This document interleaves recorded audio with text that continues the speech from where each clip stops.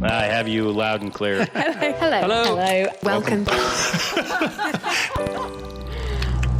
Science. And that is to say, physics, medicine, nature, or space, Time. the brain, Life. The universe.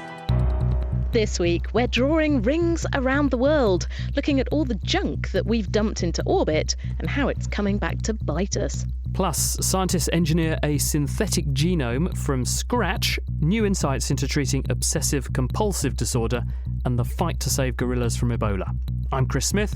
I'm Kat Arney, and this is The Naked Scientists. The Naked Scientists podcast is powered by ukfast.co.uk.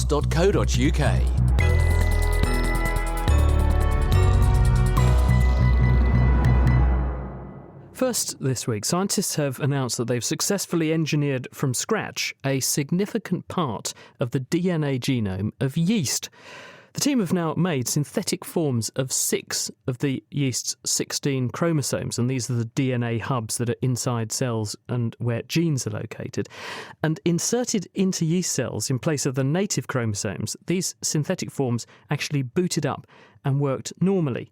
This, researchers say, brings us a step closer to the goal of producing completely synthetic life. New York-based scientist Jeff Bucher is leading the project.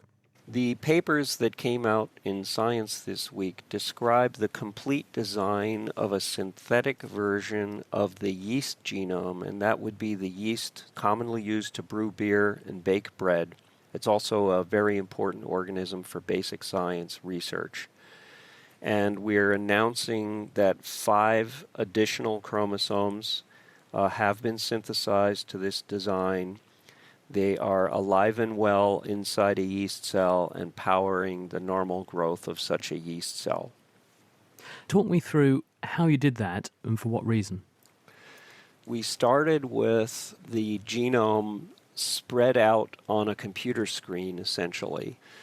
We wrote computer code to assist us in making systematic alterations to the genome sequence.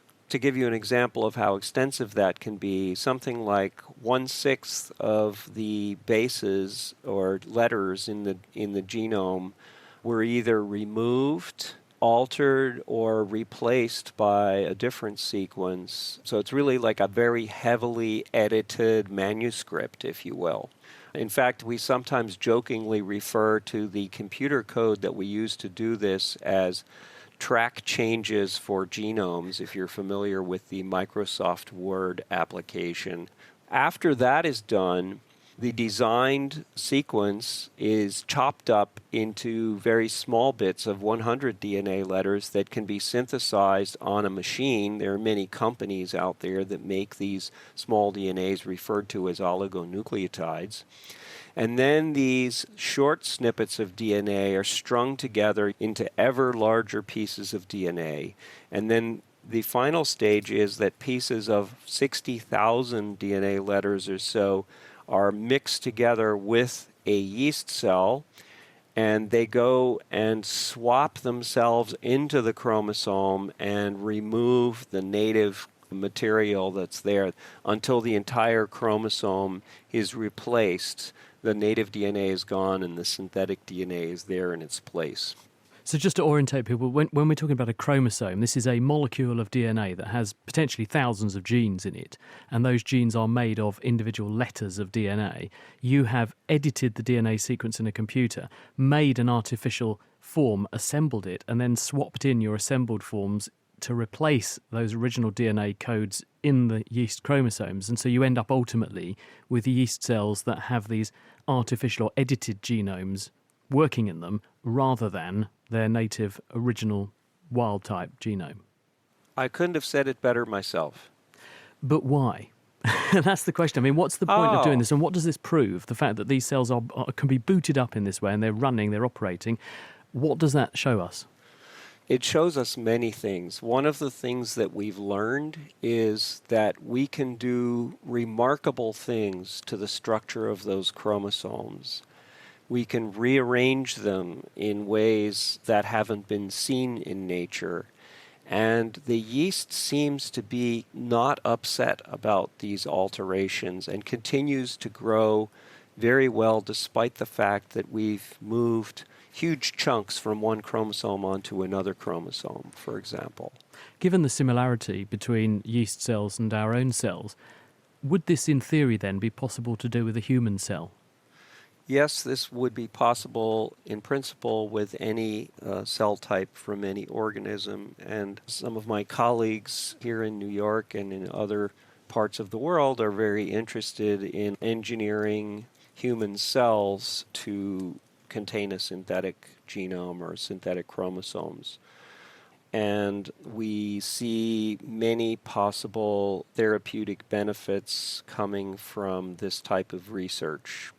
We could make systematic alterations to the genetic code in the human cells that would render those cells unable to be infected by a virus. This is based on work that was started in a colleague's lab, George Church at Harvard. I think I need some of those cells, given the slew of bugs I've had this winter. That was Jeff Bucher. He is from the NYU Langone Medical Center in New York, and the papers that presented that work have just come out in the journal Science. Mind blown. I love that stuff. Now, 6 years ago this week, a tsunami hit Japan, killing 15,000 people. It also triggered a nuclear disaster at the Fukushima power station. This was caused by an offshore mega subduction earthquake. That's where one tectonic plate, that's the big kind of plates that make up the surface of the Earth, is forced beneath another. This can cause unpredictable and deadly chains of events. Now, a project called CRUST, that's short for Cascading Risk and Uncertainty Assessment of Earthquake, Shaking and Tsunami, it's in there somewhere. It's funded by the UK's Engineering and Physical Sciences Research Council, or EPSRC, and they've developed a system that could help us make better predictions about the consequences of undersea earthquakes like the one that hit Japan. And with us to talk about this is CRUST team member and earthquake specialist Crescenzo Petroni from University College London. Hello. Hello, good evening. Tell me a bit about CRUST. Like, where did the idea to do this come from, and what's it actually doing?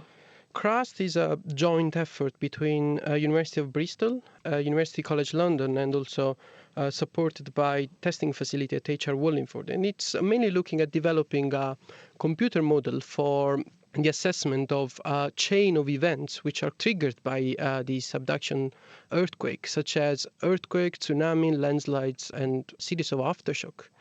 It's the first time where a unique platform is employed to gather together a lot of different hazards which are typically modeled on their own. So you might just look at, say, an earthquake or a tsunami separately and not bring them all together?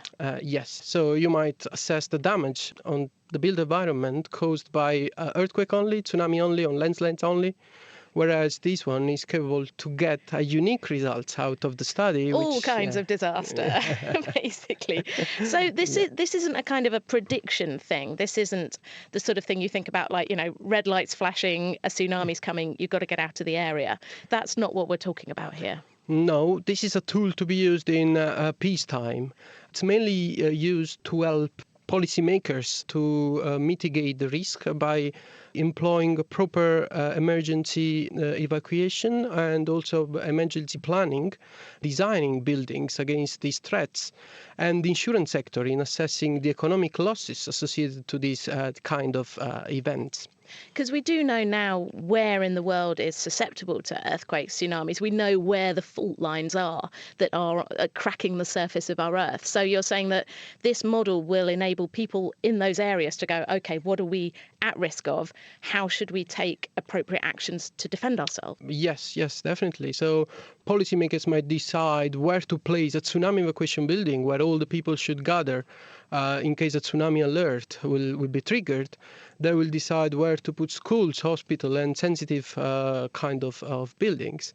And this will interest not only the Pacific belt, which is like Japan, New Zealand, California, and Chile, but also Europe, as we might recall that in the 18th century, a tsunami impacted Lisbon.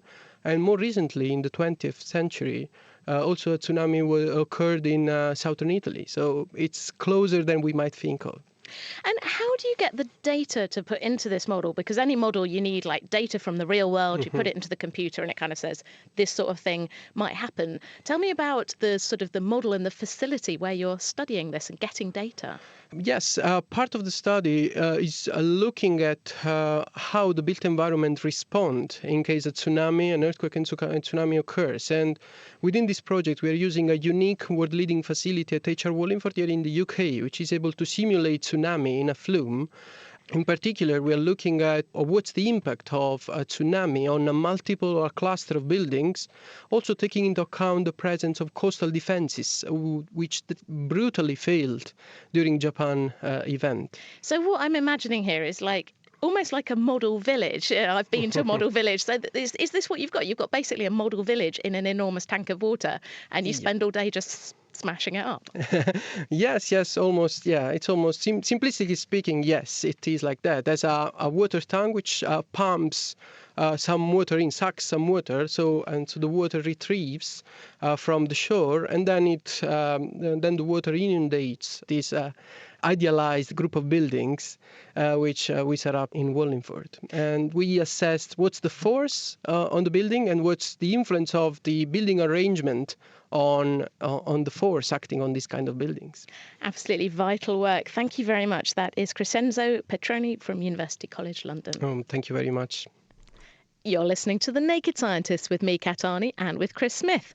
Still to come, the fight to save gorillas from Ebola and a look at the mess that we're making around the Earth. It's hurtling around at thousands of miles an hour. So how are you going to get that in your vacuum cleaner? How do we clean up space? Well, while you ponder on that, let's consider OCD, or obsessive compulsive disorder. About 1 person in 50 is affected, and patients with this condition often feel compelled by anxiety to perform repetitive ritualistic behaviours like washing their hands a certain number of times or getting dressed in a certain way. If they don't comply, they experience this overwhelming sense of dread that something terrible is going to happen to them. One way to treat these patients is to prevent sufferers from fulfilling their rituals. For example, making them touch a toilet seat and then stopping them from washing their hands more than once. But this only works for about half of patients. So what's needed is a deeper understanding of what causes OCD in the first place so that better therapies can be developed. Well, now, Anamika Apergis-Hauter at Cambridge University has discovered that OCD patients are extremely good at learning when things are unsafe or a threat to them, but they fail to be flexible and learn when something is actually safe. We used an experiment where you had one threatening stimulus. That meant it was a stimulus that was sometimes paired with a mild electric shock, and another stimulus that was always safe, so it was never paired with a shock. And the nice thing about this experiment is that we can measure very small changes in sweat in the skin. So we know exactly when the participant is expecting a shock and when they're not, because you see a difference in the amount of sweat that comes on. And then, unannounced in the middle of this experiment, the threatening stimulus became the safe one, and the safe one became the threatening one. Right, so let's say, for the sake of argument, I show them a picture of an orange and I give them an electric shock whenever they see it. I show them a picture of an apple and I never give them an electric shock. And so you're measuring how much they sweat when I'm presenting this sequence of pictures at them randomly, and then all of a sudden you flip round, so the orange, which was I'm going to get a shock, now becomes no shock, and the apple, which was safe, now gets an electric shock. Exactly. If a person who is not affected by OCD does this, what do you see in a normal person first?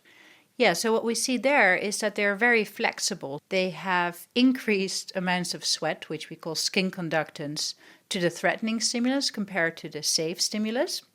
And then when this reverses, so when the threatening one becomes safe and the safe one becomes threatening, they very easily adapt to this.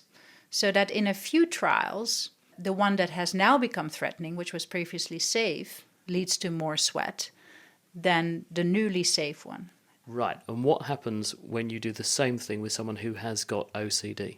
Yeah, so what we found in this study is that although they initially learn that one of the stimuli is threatening, when this changes, they can't learn that the stimulus that was previously threatening is now safe.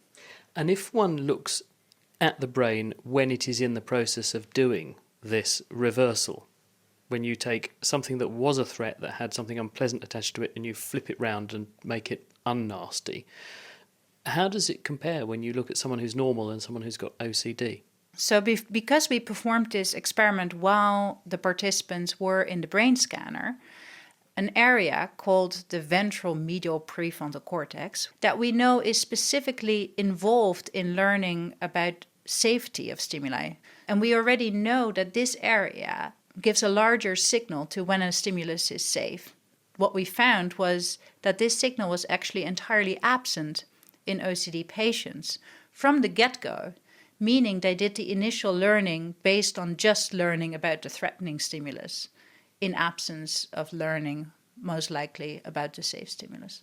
Is it that there's physically some kind of circuitry missing that enables them to ascribe safety to things? Or is it that they're just very good at rendering things unsafe? I have my own theory about this. I believe that this area of the brain might be too concerned with their kind of self-referential type of thinking about their own obsessions, and perhaps unavailable to pay attention when things are rewarding or safe in the environment. And does this help that 40% or so of people for whom the exposure therapy does not work at the moment? Have we got some clues on the basis of what you found as to ways we can intervene more meaningfully for those people? So yeah, we think that we can come up now with new therapies. For example, in terms of the exposure response prevention therapy, we could augment the therapy by enhancing the experience of the safety. So when they actually touch the toilet seat, that they feel more of a reward, that they feel, oh, yes, indeed, nothing went terribly wrong when I didn't wash my hands right afterwards. So this experience can be more meaningful and perhaps is easier for them afterwards to overcome the urge of performing the compulsion. Let's hope so. Annemieke Apergis-Houter, and she's just published that study in PNAS. Well, now it's time for our regular myth conception, where we take dodgy science to task. And this week, Kat has been sniffing out the truth about our senses. Even a child knows that we have 5 senses: touch, smell, sight, taste, and of course, for fans of The Naked Scientists, hearing. Together, they enable us to perceive the world around us and literally make sense of reality. The Merriam-Webster Dictionary defines sense, in this context, as a specialised function or mechanism, as sight, hearing, smell, taste or touch, by which an animal receives and responds to external or internal stimuli. But it might surprise you to know that the textbook idea of 5 senses is actually a myth. The latest scientific research suggests that we have far more than 5 senses, and maybe as many as 33 in total, or even hundreds more. So where did the idea of 5 senses come from? And what are all these other senses that we have? Let's listen and learn. The idea of the Big Five, as I'll call them, probably dates back to Aristotle and his book De Anima, or On the Soul, where he explains the classic 5 senses of smell, taste, touch, vision and hearing. And since then, this sensory quintet has been the starting point for pretty much every sensory discussion, from science to philosophy. As scientists learned more about the nervous system and the inputs that go into it, the total number of senses went up to 9, namely the famous 5, plus pain, mechanoreception, that's balance and direction, temperature, and so-called interoreceptors, which measure things like blood pressure or how stretched your bladder is, meaning that it's time to take a trip to the loo. The latest research suggests that we have at least 21 senses, and some researchers put that number up at around 33. The list includes smell, taste, low light vision, that's rod cells in the eye, colour vision, that's cone cells, sound, pressure, heat, cold, itch, proprioception, knowing where bits of your body are in space, tension, such as in muscles and tendons, stretch, that's bladder, lungs and things like that, pain, balance, thirst, hunger, and chemicals in the blood, such as hormones. Then there's magnetoception, the ability to detect magnetic fields. This is very weak in humans, but it does seem to be there. And then there's the ability to accurately sense time passing, which is more hotly debated, but does seem to go awry in people with neurological disorders. There is the question of when to stop counting senses. Do we count each type of taste receptor? That's sweet, salt, sour and umami. And what about the weird effects of Sichuan peppercorns, which actually cause vibration-like stimulation of a facial nerve? And should we count all the thousands of individual odorant receptors in the nose as individual senses?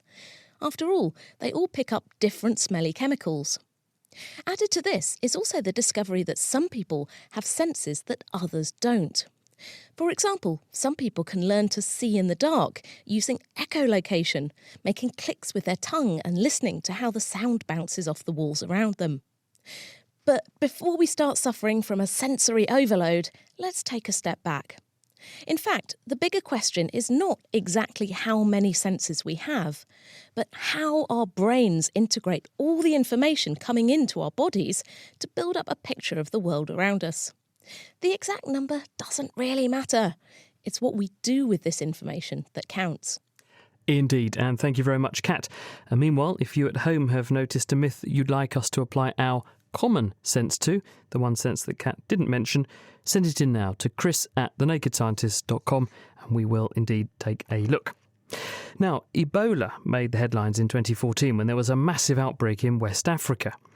Thankfully, for the time being at least, the threat to humans has been halted, but there's still a huge problem for gorillas. In fact, experts estimate that over the last 30 years, a third of gorillas have been wiped out by the virus. So how do you protect a wild animal from a disease like Ebola? Well, the answer is, funnily enough, in the same way you do people, with a vaccine. The results from a trial in chimpanzees for a new oral vaccine against Ebola were published this week in Scientific Reports, and that suggests the vaccine would be very effective and with no damaging side effects. But new legislation in the US could prevent further trials of this kind, and that could be devastating for future outbreaks of diseases in our endangered animal cousins. Georgia Mills spoke to Peter Walsh from the University of Cambridge and Apes Incorporated about the challenges of trying to vaccinate a 450-pound wild gorilla. With wild animals, it's more difficult to protect them. Some of the gorillas and chimpanzees are in tourism programs or in research programs where they're habituated to the presence of people. And with those animals, you can get up close. You can get a dart gun or a blow dart. We use and you can shoot them with a little dart that has the vaccine. The other animals are very afraid of people, and so it's too difficult to try to track each one and shoot them with a dart. So what we're working on is an oral vaccine where you put the vaccine in a little bait. We're using a fruity bait that's sweet, and we're testing that now in Africa. And you put the vaccine in there, and then you can put that at areas where there's high activity rates by gorillas and chimpanzees, and then they'll eat the bait, and then they'll become immunized that way. I have a problem right now. We have Gambian rats, pouched rats, and the rats come in at night, and they eat all my baits. And so I'm working on ways to get around that. But in principle, we should have the ability to really precisely target who gets vaccinated. Okay, and I suppose you've got to test that this form works. Exactly. So we need to go out and preferably in the species that we're trying to vaccinate in the wild, we need to test it in a captive animal or a closely related species. So chimpanzees and gorillas and humans also are very closely related. And so the objective in testing this in a chimp is to see, will it have a robust immune response and will it cause any kind of health complications? And so the trial we've just done did exactly that. We took 10 chimpanzees, 4 of them we injected intramuscularly, and 6 we gave an oral dose of the vaccine. And then we took blood samples every week for a month.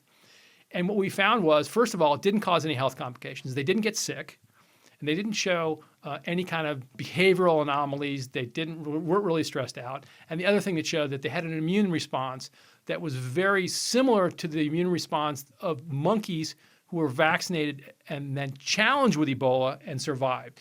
So we didn't actually challenge the chimps with Ebola. We just looked at their immune response and their health response. But their immune response was very similar to the responses of these monkeys that were actually challenged and survived challenge. Is it quite hard to test these things? I mean, there aren't too many gorillas and chimps around. Is it hard to get that testing process through? Yes, it's exceptionally hard because the United States was the last developed country that allowed biomedical testing on chimps. And as of last summer, they've now banned it. And the rationale was that it was inhumane and that it was not unproductive scientifically.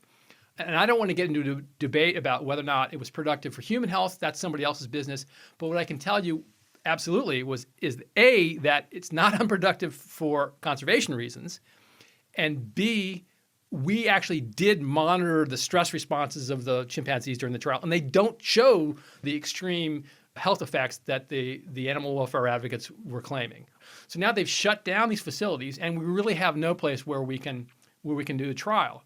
Now, what critics say was you could do this in a sanctuary, you could do this in a zoo. Well, the sanctuaries are all philosophically opposed to animal testing, so they won't do it. Zoos have facilities to do it safely. That's the other issue, is where can you do this safely? But they're terrified of public backlash. So here we are. We have really no place where we can do these trials, and consequently, that's a problem because in Africa, they say if you haven't tested that vaccine in a captive ape or in a human, you're not going to use it on our endangered apes in the wild. So it's this catch-22. Oh, right. So in future, when the next Ebola comes, it's going to be more difficult to do what you've done here. Exactly. So this has happened before. Ebola goes away for a while and people say, oh, it's gone, it's not a problem anymore. And then boom, it comes back and it kills a bunch of people and it kills the thing. All of a sudden, it's in the news, we're going to worry about it again.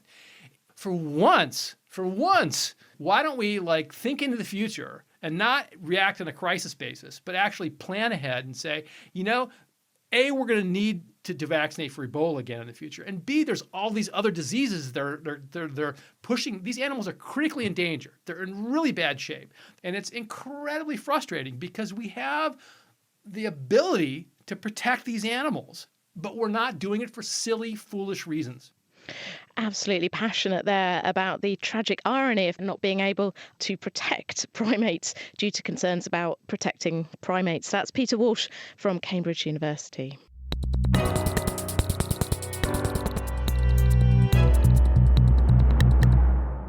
You're listening to The Naked Scientists with me, Kat Arney, and with Chris Smith.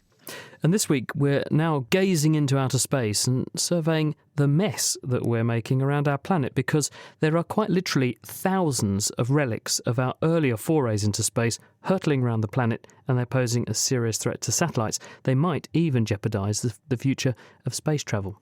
Indeed, if you have seen the film Gravity, as well as remembering George Clooney in it, you might remember the catastrophic cascade of broken satellites and spacecraft that caused problems for Sandra Bullock and George Clooney. And we will be finding out later if that's a real possibility and what scientists are trying to do about it. But before that, let's find out a bit more about these pieces of debris. Project Adrift are a pair of artists, Kath Lakuta and Nick Ryan, who've attempted to give a voice to these bits of junk with a multimedia project, including turning it into music. We heard from Kath how the story of a spatula started it all.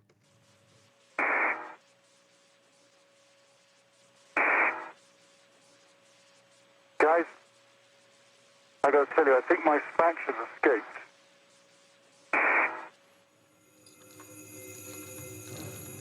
I was researching another project and I came across this story of an astronaut, Piers Sellers, dropping his spatula in space in 2006.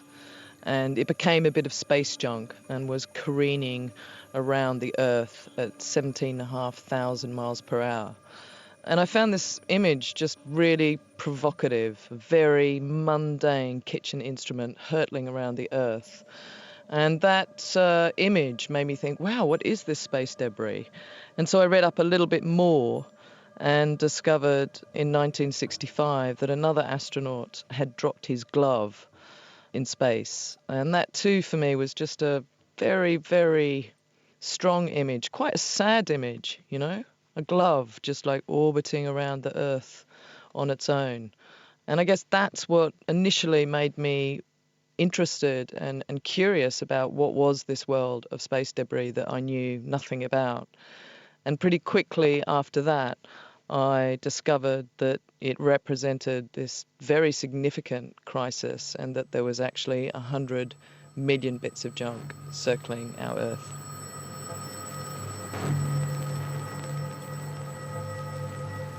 When I first started discussing this hidden world with Nick Ryan, who's a sound artist, Nick was instantly fascinated with how this space junk was silent. in how could he give voice to this junk.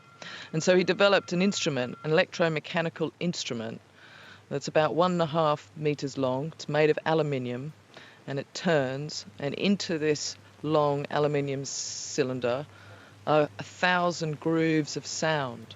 And every time a bit of space junk flies above where the instrument is, a little stylus hooks into one of those grooves and plays a sound. The different sounds, depending on the size of the junk, that will determine the kind of tone that you're hearing. So a very small bit of junk has a very high pitch, and some of the really enormous bits of junk. There's a piece of space junk called Envisat that's the size of a London bus.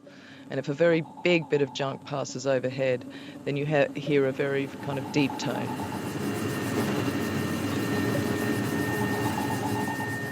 Its potential of all this space junk is so incredibly destructive, and yet some of it is extraordinarily beautiful. And some of it has the most wonderful stories behind them. A lot of the junk that's up there, early satellites that were part of the very, very beginning of the space race in the early 50s. It's like there's a floating museum of our past space exploration travelling above us. But at the same time, these beautiful items in many ways are now threatening to also destroy us. We commissioned several fantastic writers to write the characters of the 3 bits of space junk we were most interested in. And they wrote stories that were true for those bits of space junk and developed personalities for those bits of junk. So Vanguard was the first solar-powered satellite into space, oldest bit of space junk ever. So it's a very heroic, proud piece of space junk, but it's now starting to question its purpose in life. So it's a bit depressive. SuitSat is an old Russian spacesuit that was pushed out of the International Space Station in 2007, and it was fitted with a transmitter for real. It was meant to communicate with us on Earth, but it failed, became a bit of space junk, and it burnt up in Earth's atmosphere. So for the purposes of Project Adrift, SuitSat is a ghost, and it's travelling the exact path that it took when it was first pushed out of the station.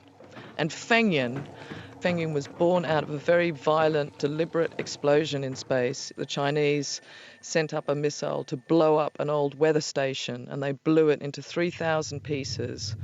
It was the worst space debris event of all time. My name is SuitSat. Alone in space, I spiraled around in a thing, making shapes in the nothing, carving a line through the nothing. But in the nothing, more and more sparkling things appeared. Not stars, space junk. All this junk was flying past me at 17,000 miles per hour. This was what I was meant to speak about. All it could take is one more collision appear, and future space exploration will become impossible. Gruff Rhys voicing SuitSat, and before that, Kath Lakuta from Project Adrift. And you can actually see their video and even adopt a piece of space junk yourself at projectadrift.co.uk. So we've just heard that space junk is a threat to us, but why? And how come there is so much of it up there? We're joined now by Dr. Hugh Lewis from the University of Southampton to find out. He is an expert in extraterrestrial rubbish. Hi, Hugh. Why is there so much junk up there? What is it? Well, we've been launching satellites into orbit since the late 1950s. So we've basically accumulated a lot of junk associated with all those space launches. They could be satellites that have reached the end of their mission. It could be the parts of the rocket that we've used to put the satellites there, and it could be bits and pieces from those satellites that have somehow come away. But the most numerous objects up there are fragments from explosions and collisions. It's big bits and it's small bits, but why is it so much of a problem? Doesn't it all eventually just fall back down to Earth? Well, actually, many of the objects that are up there will be up there for centuries or even longer. And that's simply because the only mechanism we've got for removing the objects from orbit is the atmosphere at the moment, and the atmosphere is so sparse at those altitudes. So things aren't breaking down and burning up? No, absolutely. So yes, if an object is experiencing enough atmospheric drag, it will come down and burn up. But objects that are high enough don't experience that kind of drag, and they can be there for, some of the objects. Kath mentioned Envisat in her piece there, and that's potentially up there for more than 100 years. Now, isn't space massive? We shouldn't forget that space is enormous. So how come this junk poses a problem for other things we want to send up into space? Well, I think the space is big mantra was used and has been used since the beginning of the space age, and it's certainly true. The volume that space occupies is enormous. But what we're doing is we're sending satellites into quite specific orbits, and into orbits that are relatively close to the Earth. And if we keep doing that, as we've been doing for the last 50, 60 years, then all that junk accumulates relatively close to the Earth in these quite congested orbits. I think the way I like to think about it is like a trail of muck going from your front door where you always walk across the same bit of the carpet. Yes, absolutely right. Yeah, that's a very good analogy. So we saw in the film Gravity, there's a collision with some space junk. It sets off a massive chain reaction. Is that kind of the worst case scenario, that there could be a rocket going up or a really important communication satellite or something and it gets knocked out? Yeah, so fundamentally the problem with space debris will be those collisions that could occur. You could lose a satellite from an impact with something in orbit. But that collision cascade that you talk about is, I guess you could say, that's the absolute worst case that you could expect. That's something that we're working very hard to try and avoid. Now, there was in the news recently that the Chinese have apparently lost control of an abandoned space station that was up there. So presumably this is now classed as space junk. It's quite a big thing. What's going to happen to it up there? Yeah, so that particular space station, I guess it's not as big as the International Space Station, slowly moving down in terms of altitude, and will ultimately, we hope, burn up in the atmosphere. But what if it doesn't? Is it going to come down? And do these bits of junk actually come down and hit the Earth? It is possible for parts of spacecraft to survive that re-entry process, the heating and the loading that they experience. So some components may survive down to the surface of the Earth, but most of the Earth, 3/4 of the Earth, is covered by water. So it's quite likely that we never even see these objects as they come in. So we also heard in Kath's piece that there's a whole load of debris from the Chinese trying to blow up something to try and get rid of it, and that's just made the problem worse. Is it the big bits of debris or the small bits that are the most concerning? Well, I think in terms of the kind of long-term evolution of the space environment, we worry about the big objects because essentially all that mass that's locked into that object can be converted into many, many fragments. But in terms of objects that can be lethal, you're talking about objects that are probably the order of millimetres in size that can actually pose serious risk to operational spacecraft. That seems pretty dramatic when you think, it's just going to be something massive, and in fact it could be almost a fragment of dust, something the size of a piece of sand that could bring down your spaceship. Yes, indeed. And, the space shuttle, when that was flying, they would have to replace the windows on the space shuttle, for example, due to the impacts that they would receive from objects that were very, very small. The craters that were left behind there are just perfect evidence of the risk that the space debris poses. Big stuff from small stuff. Thanks. That's Hugh Lewis from Southampton University. This is The Naked Scientist with me, Chris Smith, and also with Kat Arney. If you'd like to get in touch with the programme, it's chris@thenakedscientist.com. You can follow us up on Twitter @NakedScientists, or you can visit our website, nakedscientists.com. We are discussing the perils of an overcrowded Earth orbit, which we've now littered with thousands, millions of pieces of space junk over the past 60 years. And later we'll be looking at some ideas scientists have come up with to start cleaning up our mess, including fishing nets and harpoons. Before that, though, how is this actually affecting our current exploits in space? Tim Flora is a space debris analyst from the European Space Agency. Tim, tell us first of all, how much of a problem is this for ESA, the European Space Agency? Well, you have to distinguish two things. We are operating our spacecraft, so it's part of our daily business to deal with the space debris that is up there. And secondly, of course, we are planning technologies to bring back these large objects that you were talking about. So it's something we care of in more in the future aspect, if you like. So there's both the worrying about where it is and then worrying about making sure it doesn't hit your spacecraft. So let's unpick that a bit then. So tell us, how do you track these objects? How are you keeping an eye on where the things are? There's something that is called a catalog of basically of orbital elements. So you can imagine it's like the positions and velocities of these debris objects down to, let's say, about 10 centimeters or a bit smaller like this. And that is available from sensors on ground and in space. And basically it comes from the US, from sensors that US is running. So these are radar sensors and also telescopes. Radars cover more the lower altitude, the lower orbits, and optical sensors more the higher altitudes. So you build up a profile of what's up and where, basically, so you know what's where and how big it is, and how fast it's moving and where it's going. Exactly, and from that we can calculate the risk that it is to be in the same position at the same time, you name it, a collision. Okay, once you've tracked something, say you want to put a spacecraft in a certain position or go from A to B, and you know there are some of these objects around, how do you make sure that your spacecraft doesn't get hit by them? As you said, we are predicting the positions of these debris objects, and we know where our object is. And if the risk is too high, then we do something that we call collision avoidance. So we move away our spacecraft and make it out of the way of the debris object, and then move it back after the close approach is passed. And is there a financial cost to this? I presume there must be. If you have to sort of move things around, then you're using fuel, you're using time, you may be moving things out of service. So is there an impact on people's pockets through having to do this? You're absolutely right. We, being the European Space Agency, we can't do science in that time frame where the satellite is not where it's supposed to be. So for us, it's mainly losing the valuable time for acquiring the science data. But for commercial operators, it means that they can't do business during that short time frame, but it's a short time they can't do their business. And with an eye on the future, are you future-proofing, or has anyone put in place a policy now so that when we send things up there, we've got an end-of-life idea what's going to happen to it, how we either retrieve it or stop it breaking up to contribute to the problem and make the problem worse?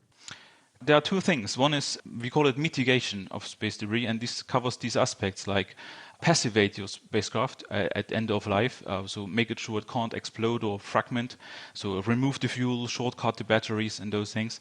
And the second thing is to move it into an orbital regime where it's not in a protected regime, and also to limit the time in orbit. And that is very important. It has been moved into standards and into guidelines, and in some countries even into a law. But this is an ongoing process. So the standards are there, the guidelines are developing, and the law and regulations widely has to come still. But if the Chinese decide they're going to blow up another satellite tomorrow, is there anything that can stop them? Well, political pressure, of course, can stop this. But if they have the technology, then that's something they can do. But I'm pretty sure they won't do that. So they've learned their lesson, is sort of what you're saying? I think so, because they are operating in the same orbit as all the others. So also their satellites have to move away the debris they created with this event in the past. What about the things that we're working on right now, things like the International Space Station? Because that's huge. Is there an end-of-life plan for that to retrieve that safely so it doesn't contribute to the debris up there? Well, first of all, we hope that this International Space Station is still there for a few more years. But actually, we are looking into this already, how to bring it down. But this is a few years to go still. OK, well, it's good to know that people are worrying about these things. Tim, thanks very much. That's Tim Flora, and he is from the European Space Agency.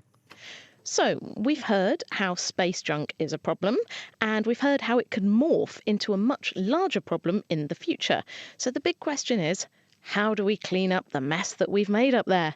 There are a few projects worldwide looking into this, and one is at Surrey Space Centre, where the appropriately named Project Debris is going to test several technologies for bringing this junk back down to Earth. Aaron Knoll is a researcher at Surrey Space Centre, and Georgia Mills asked him why it's so tricky to fix this messy problem. Well, it's a challenge because pieces of space debris are, one, in space, so they're quite a ways away from the surface of the Earth. But the other reason is that they're moving incredibly fast. So they're moving on order about 7 kilometers every second. So actually rendezvousing with a piece of space debris in and of itself is an extraordinary challenge, let alone trying to get rid of it. And what is Surrey Space Centre trying to do about this? Well, we have a project called Remove Debris, which is aiming to demonstrate technologies for rendezvousing with an uncooperative object, that's a piece of space junk, and then testing various technologies to actually tether or secure ourselves to the object, and then finally to tow the object out of orbit. So what kind of things is it going to try and do? Well, it has a couple different technologies it's testing in orbit. The first is a harpoon, which sounds rather primitive in technology, and indeed you can say it is. But what it is it's a sharp metal object that penetrates the surface of, let's say, an old dysfunctional satellite. And then with barbs, it actually hooks onto the surface of that satellite. And you have a tether connecting the harpoon to the main mothership, and then that mothership can pull it out of orbit. And what about I assume that's sort of for the larger pieces. What about the smaller ones? Well, we're also testing something called net capture. So we deploy a large net which ensnares smaller objects. And as well as with the harpoon, once you've ensnared those objects, you would use a tether to drag them out of orbit. Okay, I like the way it's a harpoon and a fishing net you've got here. Cleaning up space junk is basically fishing. Yes, I'll say the actual technologies were selected based on their reliability. So you don't want to have pieces of technology which are complicated just purely for the sake of being complicated. You want to actually balance what you're trying to do against the most convenient way of doing it. And it turns out that the net and the harpoon were actually coming up on top in terms of their simplicity and their reliability. Once you harpoon or you net the piece of space junk, how do you get it back to Earth? So once we've secured them, we're testing a deorbiting sail. So this is a 5 by 5 meter sail, and it puts a large drag surface area onto the spacecraft so that even the small amount of atmosphere which is in orbit will slowly pull the spacecraft on a descending trajectory, and it'll burn up in a ball of fire in the Earth's atmosphere. And so where are we with this plan? What's next? We've come a long way on actually developing the technology, so the next phase is to launch it into orbit. And I believe it's launching within the next year or two, and then we'll be able to see whether these technologies actually work. Oh, wow. And is the plan in the long run for this technology, is the sort of mothership going to go along sort of grabbing loads of different bits of space debris, or is that not possible, and will it just have to get one and fall back to Earth? Because that seems an incredibly expensive way of cleaning up space. Yeah, so the long-term objectives, I think what you'll see is a mothership that's able to rendezvous with multiple objects and then attach to them sails or rocket motors to drag them out of orbit. But then it could rendezvous with yet another object. So you would have one mission cleaning up multiple pieces of space debris. These are sort of projects Space Centre's working on. Are there any other kind of zany ideas or wacky plans people have come up with to try and sort this problem out? Yes, I've heard of a number of different projects. The one that I find particularly interesting is called the Ion Beam Shepherd. As opposed to actually securing to the object with a tether and then trying to drag it out of space, this one aims to use an ion beam from a spacecraft at some distance away from the object to push it gently out of orbit. And I think that's quite exciting because eliminating the complexity of actually trying to secure yourself to a tumbling object in space makes the mission much more practical. And also you can imagine that if you're pushing an object out of orbit using an ion beam, then you could rendezvous with far more objects because you don't have to attach to each of them a sail or a rocket motor. So that one struck me as rather clever. Oh, wow. So the idea that a spacecraft would just sort of aim and fire like pew pew at all these different bits of space debris and they'd just fly out of Earth's orbit. So they'd still be in space, but they wouldn't be our problem anymore. Yes, so you could push them higher up into higher orbits, what we call graveyard orbits, or you could push them down into the Earth's atmosphere. Either way, you're clearing the useful areas of space, the low Earth orbit area, for future space missions. Wow, very cool ideas. Here's my idea. Why can't we just use magnets to sweep it all up? Yes, so this is an interesting one. It's because magnets actually will have very little effect on a spacecraft. Spacecraft are designed to be what we call magnetically clean objects. That means we specially choose the materials so that they have absolutely no ferromagnetic properties. The reason we do that is because if spacecraft were magnetic, they would interact with the Earth's own magnetic field, what we call sort of a compass mode instability. And so by making spacecraft very magnetically clean, they can fulfill their mission. Unfortunately, it means that we can't secure to them with magnets. So not a great plan then. Maybe not the best. So, no magnets then, but it's good to hear that scientists are on the case all the same. That was Aaron Knoll speaking with Georgia Mills, and a very big thank you to our other guests this week who came before him, Kath Lakuta, Hugh Lewis and Tim Flora. And now it's time for Question of the Week. Ricky Nathvani has been shedding some light on this question from Philip. My home in Cambridge has about 60% compact fluorescent light bulbs, and the rest are LEDs. Should I be chucking out the former, even though they still work, on the grounds that they use lots of power compared with LEDs, or should I just wait until they break over time and only replace them with LEDs then? Compact fluorescent light bulbs, or CFLs, are the energy-saving bulbs that slowly replaced the inefficient incandescent filament bulbs you used to be able to find. Now LEDs are on the scene, and they're even more efficient than CFLs. But should we rush to replace all our bulbs with them straight away, or just replace them as they break? Andy Smale from the consultancy Energy Expert cast light on the matter for us. LED technology is now far superior to compact fluorescent designs. LED bulbs switch on instantly at full brightness, rather than taking a minute or two to warm up. And most LED bulbs now replicate the yellowish light of old filament bulbs very closely, whereas compact fluorescent bulbs can still sometimes have a pink or purple tinge. On the downside, a minority of LED bulbs have a high-frequency flicker, which bothers some people more than others. No competition between LEDs and CFLs then, but would buying LED bulbs end up costing me more money than they're really worth? The best LED bulbs use about half the energy of compact fluorescent bulbs for the same light output, and are now claimed to last between 10 and 25 years with typical use. If you buy a pack of them, you can get them for about £2 each. So they will pay for themselves in savings over just 2.5 years if you're replacing a compact fluorescent bulb, and within 4 months when replacing a filament bulb. Okay, in just a few years, the amount they've saved me in energy costs more than makes up for the initial cost. But can I justify it on environmental grounds? What about CO2 emissions?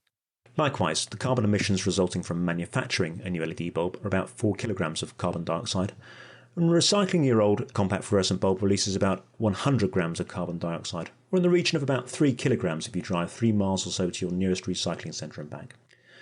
So there's a one-off 7 to 8 kilogram carbon dioxide cost in replacing the bulbs. But since LEDs release about 2 kilograms less carbon dioxide a year, assuming average usage, then in 4 years you'll have released less carbon dioxide overall than if you hadn't switched them at all. That saving is compounded if you replace all the bulbs in one go. As a result of these advantages, there is a strong economic and environmental argument for replacing all of your older energy-saving bulbs before they expire. Looks like a no-brainer. Not only are LEDs cheaper, but they're also better for the environment in the long run. Time to go throw away all my old CFLs. Compact fluorescent bulbs contain environmentally hazardous mercury and other materials which can be recycled. So when they are swapped out, they must only be disposed of in the special facilities available at most recycling centres. Right. Better be careful to dispose of them safely at a recycling centre. Thanks for the answer, Andy. And now a look at our question for next week from Meran in the USA. Is it possible to get HIV from a mosquito or any insect that has drawn blood from an infected person and transfer it to a healthy person? If you think you know the answer, do let us know. You can find us on Twitter or on Facebook. And that's all we've got time for this week. The programme was produced by Georgia Mills. And do join us next time when we're going to be putting fertility under the microscope as we examine how modern life is affecting our ability to reproduce. The Naked Scientist comes to you from Cambridge University and is supported by the STFC, the EPSRC and Rolls-Royce. I'm Chris Smith, and thank you for listening. Goodbye.